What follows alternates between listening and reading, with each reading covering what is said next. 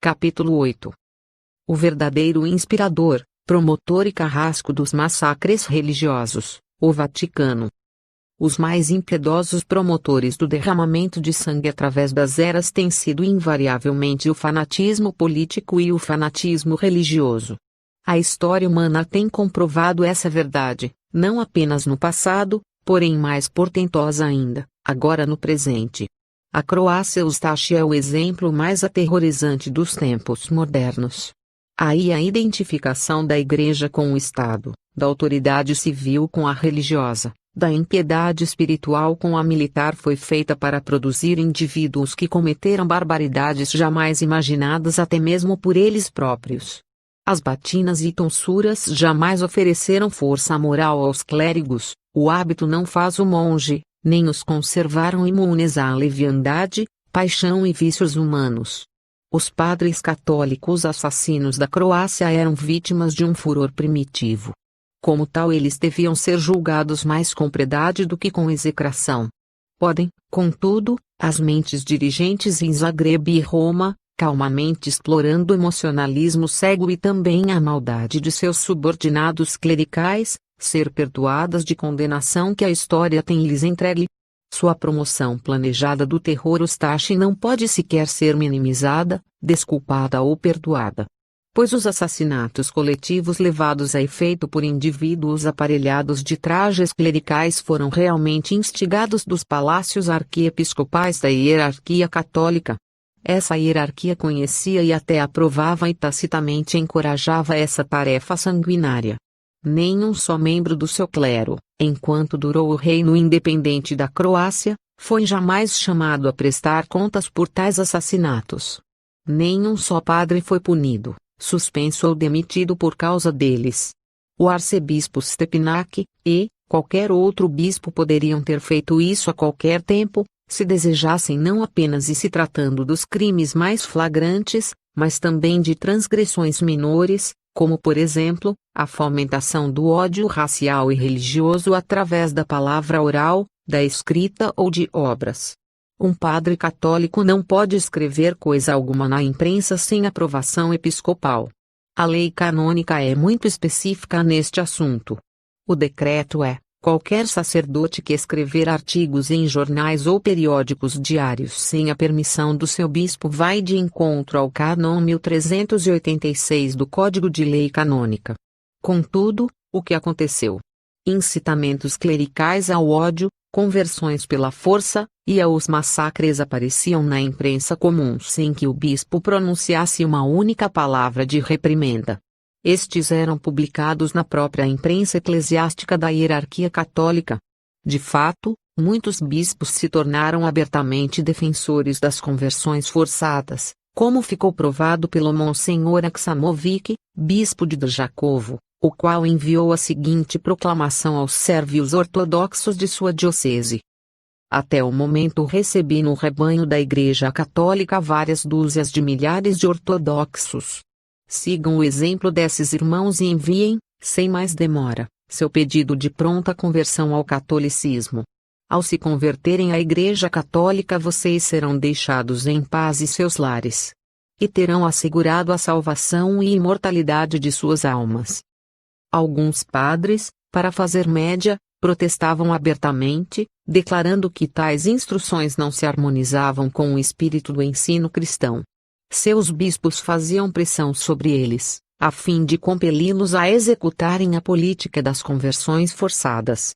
Isso foi testificado pelo capelão do bispo Aksamovic, o Dr. Djuk Maric, diante das autoridades iugoslavas.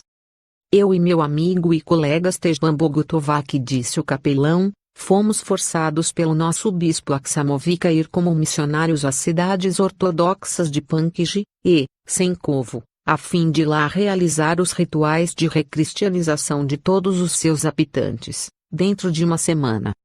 O resultado foi que, no bispado de Drjakovo, sob a liderança pessoal do bispo Aksamovic, aconteceu uma das maiores obras de conversões coletivas de ortodoxos em toda a Croácia. A responsabilidade do chefe da hierarquia católica é demonstrada ainda pelo fato de que ela poderia ter usado a autoridade disciplinar tendo a seu favor o poder canônico. Stepinac, de fato, não era apenas o presidente da Conferência dos Bispos, ele tinha o controle supremo sobre toda a imprensa católica escrita como presidente da Ação Católica. Se ele tivesse desejado fazê-lo, poderia ter silenciado qualquer membro do seu clero na pregação do extermínio dos não-católicos. Acrescente-se o fato de que o arcebispo Stepinac fora investido do poder civil, que ele poderia ter usado como membro do parlamento completamente empossado. Esse poder era compartilhado com outros prelados, dentre eles, Monsenhor Aksamovic, bispo de Djakovo, Padre Irgulit, de Farkozik, Padre Antilonasic, de Sene, Padre Stepan Pavonich, de Koprivnica, Padre Juraj-Mikan, de Ogulin, Padre Matija Politi, de Bakar, Padre Tomi Severovich, de Krizevci, irmão. Bonifácio Sipiti, de Tucepa, irmão. Franjos Krinjar, de Djelekovac, Stipe Vucetite, de Ledanice. Com essa autoridade Stepinac poderia facilmente controlar e dirigir o clero católico. Se tivesse feito um desafio aberto, poderia simplesmente aplicar sanções militares. Pois Stepinac era não apenas a maior autoridade eclesiástica na terra, ele havia sido feito supremo vigário militar apostólico do exército Stasi, a partir de 1942. Todos os padres ligados à Stasi estavam diretamente sob o seu comando como subordinados militares. E geralmente eram esses os que mais incitavam os soldados a cometer crimes ou os cometiam eles próprios. Que a hierarquia católica era a verdadeira promotora da campanha de conversões forçadas é demonstrado também pelo fato de que o amembramento forçado ao catolicismo fora tornado legal pelo governo através do decreto de 3 de maio de 1941, quando o governo Stasi publicou uma lei concernente à conversão de uma religião para outra. Logo se seguiram medidas adicionais sobre este assunto. Por exemplo, em junho de 1941, o primeiro-ministro da Stasi estabeleceu, Decreto número 11.689, um escritório de assuntos religiosos encarregado de todos os assuntos referentes a questões conectadas com a conversão de membros da Igreja Ortodoxa Oriental. Será que Stepinac e a hierarquia católica protestaram contra esse decreto? Longe disso. Eles apoiaram de todo o coração essa lei. De fato, até agiram no sentido de que esse departamento tivesse em sua liderança um padre, o mesmo amigo íntimo de Pavelic, que já encontramos antes, o padre Dionísio Jurisev. Este ofício veio com o resultado de uma audiência muito privada com Pio XII tida com Pavelic, um mês antes. E talvez de maior significação seja o fato de que em 30 de junho de 1941, o ministro da Justiça e da Religião tenha enviado uma carta a todos os bispos católicos, na qual o governo Stasi confirmou que já havia combinado com o arcebispo Stepinac, a saber, a perseguição de uma política de liquidação de toda a nata influente da população ortodoxa, a ser executada através da recusa em aceitar a Igreja Católica.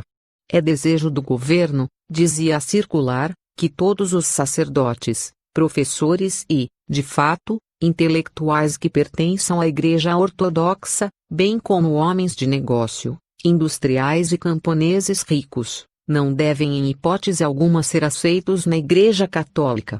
Somente a população pobre deve ser convertida.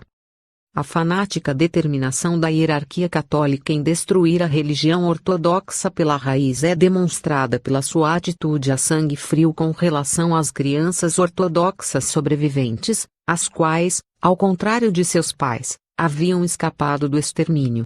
Todas essas crianças eram colocadas em orfanatos dirigidos por padres e freiras católicos sob o disfarce da Caritas, caridade, organização dirigida pela hierarquia romana.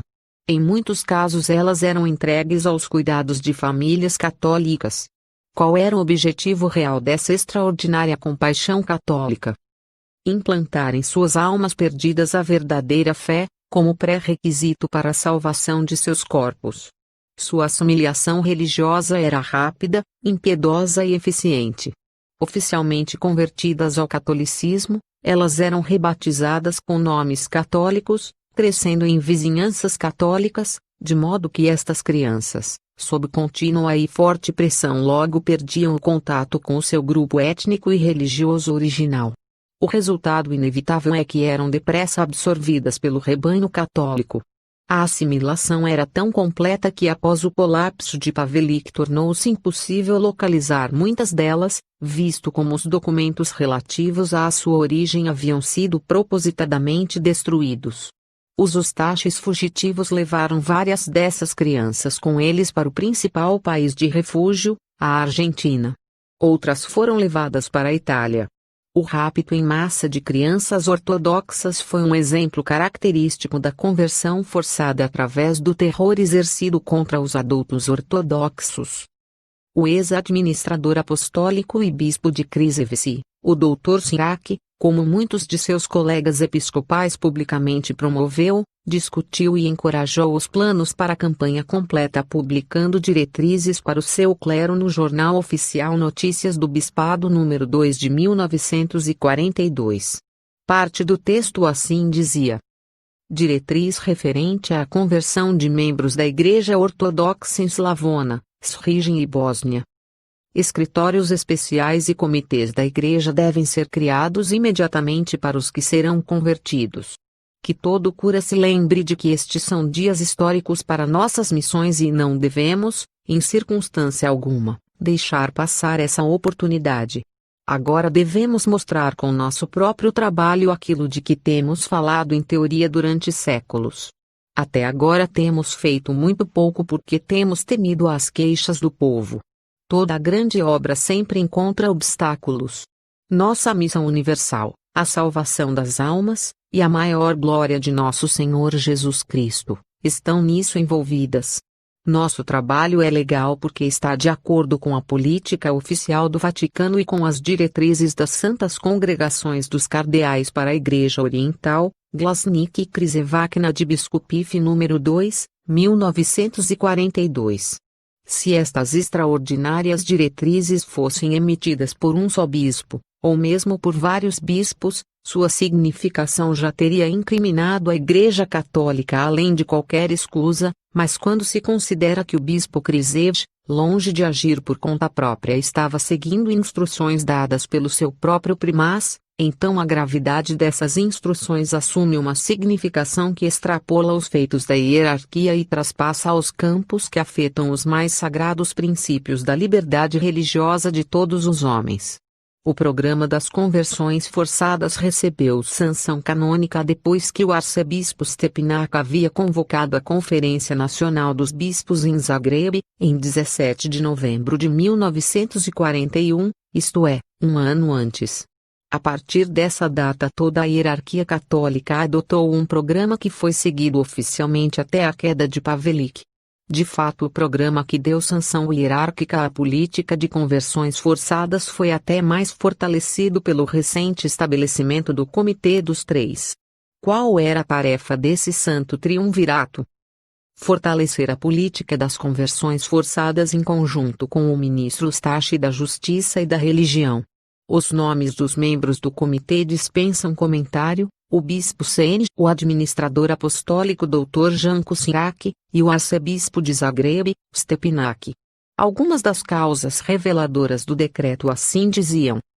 O Conselho dos Bispos Croatas, na conferência realizada em Zagreb, no dia 17 de dezembro de 1941, após deliberação com referência à conversão dos sérvios ortodoxos à fé católica romana, promulga o seguinte decreto. 1. Concernente à questão vital da conversão desses sérvios ortodoxos à fé do catolicismo romano, a hierarquia eclesiástica católica, de acordo com os seus direitos divinos, e os cânones da Igreja, retém única e exclusiva jurisdição na emissão das prescrições necessárias para tais propósitos e, consequentemente, fica excluída qualquer ação de outra autoridade que não seja eclesiástica. 2. A hierarquia eclesiástica católica tem o exclusivo direito de nomear e empossar os missionários com o objetivo de converter os sérvios ortodoxos à fé católica. Cada missionário terá permissão para o seu trabalho espiritual da autoridade da igreja local mais próxima. 3. É necessário que para se obterem conversões uma base psicológica seja criada entre servidores sérvios ortodoxos. Tendo em vista este objetivo, a eles devem ser concedidos não apenas os direitos humanos, mas em particular o direito de liberdade pessoal, e também o direito de manter propriedade, outras cláusulas do decreto. 3. Esses missionários devem ser responsáveis somente diante das autoridades das igrejas locais ou diretamente aos padres católicos locais. 4. A Igreja Católica Romana reconhecerá como adesões somente aquelas conversões que tiverem sido feitas de acordo com estes princípios dogmáticos. 5. As autoridades seculares não terão direito às conversões anuais feitas pelos representantes da Igreja. 6. Os bispos católicos croatas constituem um diretório consistente de 3 pessoas. Elas são autorizadas a se consultarem com o ministro da religião em todas as questões relativas ao procedimento necessário e apropriado. 9. Com referência aos ritos a serem aplicados nas conversões, os bispos croatas católicos romanos adotarão por completo as regras prescritas pela Sagrada Congregação das Igrejas Orientais, como a de julho de 1941, a qual foi comunicada ao presidente do Conselho de Bispos. 10. O Comitê de Bispos Croatas Católicos para Conversões organizará cursos para aqueles padres que devem agir como instrumentos nas conversões dos sérvios ortodoxos à Igreja Católica. Nesses cursos eles receberão instruções teóricas e práticas para o desempenho do seu trabalho. Daí que a Conferência desses Santos Homens liberou uma resolução complementar, número 253. Nesta eles explicaram com mais detalhes como certas conversões forçadas deveriam ser executadas. Em seguida, um segundo comitê que estava diretamente sob as ordens da Conferência Nacional dos Bispos Católicos foi estabelecida com a tarefa de esclarecer na prática a política das conversões forçadas.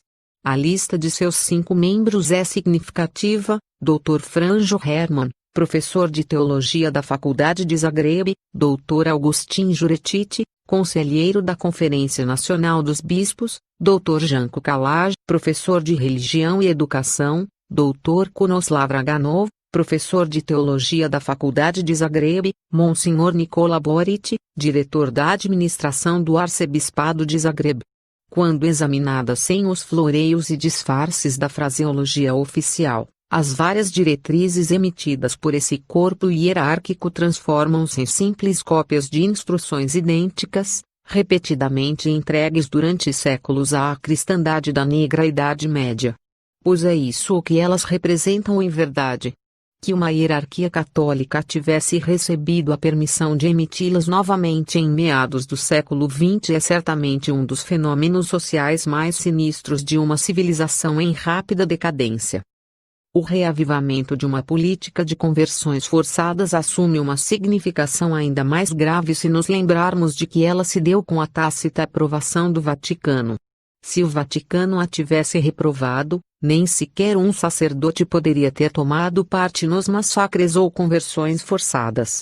Um sacerdote local só pode agir com a aprovação dos hierarcas menores, os quais, por sua vez, não podem agir sem a permissão do bispo. O bispo, por sua vez, deve agir conforme as instruções do seu arcebispo. O arcebispo só pode agir sob instruções do primaz e o primaz recebe instruções diretas do Vaticano.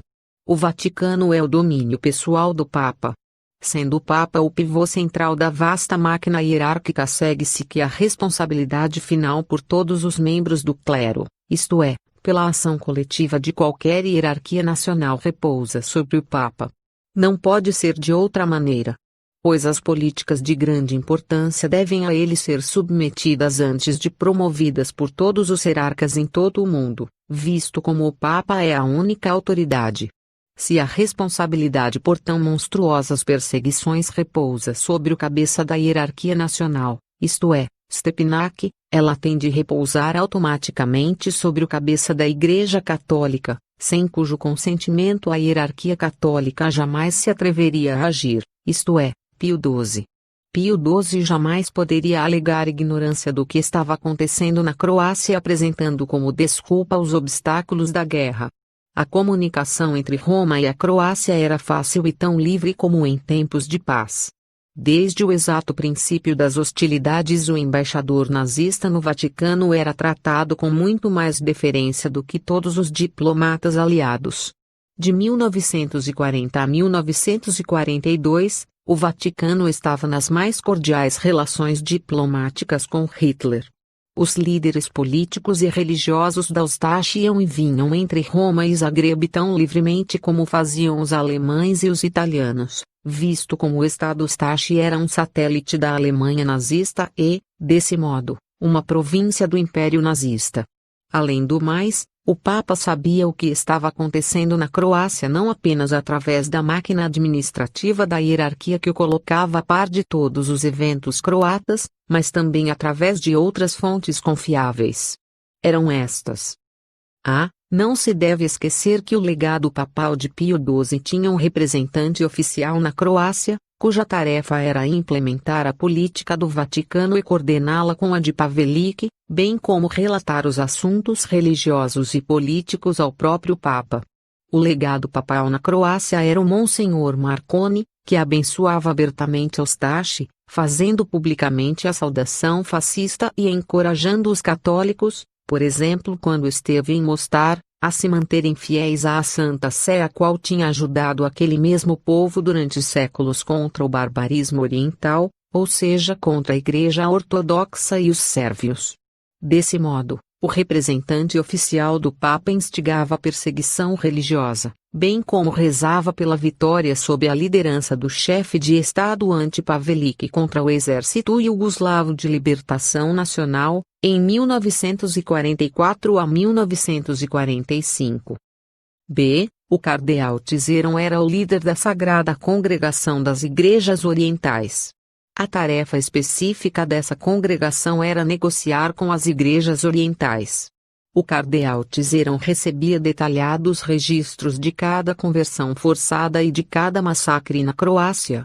Entre abril e junho de 1941, mais de 100.000 sérvios ortodoxos foram massacrados. Contudo, o cardeal Cizeron, em 17 de julho de 1941, teve a audácia de declarar que o arcebispo Stepinac faria agora um grande trabalho para o desenvolvimento do catolicismo no Estado independente da Croácia, onde há tão grandes esperanças de conversão dos que não professam a verdadeira fé. Ante-Pavelić, que através do seu representante no Vaticano, pelo qual o Papa Pio XII enviara a bênção especial ao líder, Pavelić, recebia registros regulares de tempos em tempos diretamente do ministro da Religião, a respeito do rápido progresso da catolicização da Nova Croácia. E finalmente, o próprio arcebispo Stepinac, que visitou pessoalmente Pio XII 2 vezes, e supriu sua santidade com os algarismos das conversões forçadas. Em documento oficial datado, o mais tardar, de 8 de maio de 1944, Sua Eminência, o arcebispo Stepinac, chefe da hierarquia católica, de fato informou o Santo Padre que até aquela data 244.000 sérvios ortodoxos tinham sido convertidos à Igreja de Deus. A autenticidade dessa resposta foi confirmada pessoalmente pelo filho do Dr. Grisogono, o Dr. N. Grisogono, católico praticante. Para mais detalhes, ver a Lei Betreiade, Os Aliados Traídos, do Dr. Davi Martim, 1946. O arcebispo Stepinac escreveu a Pavelić sobre as conversões, mais de uma vez. Ver a longa carta de Stepinac sobre conversões traduzida e publicada primeiramente por Hubert Butler,